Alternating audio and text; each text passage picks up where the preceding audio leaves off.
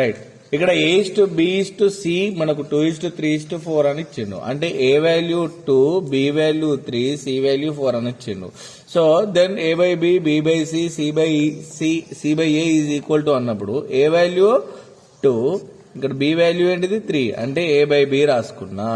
Next B/C చూడండి, B/C, ఇక్కడ B ఏముంది 3/4, వెరీ గుడ్.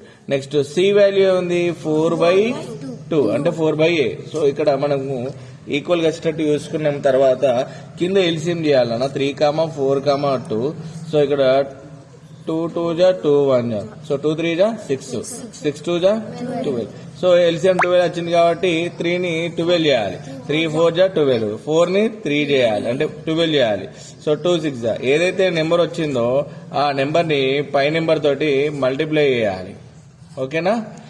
సో ఇక్కడ 2 4 జా 8, 3 3 జా 9, 4 6 జా 24.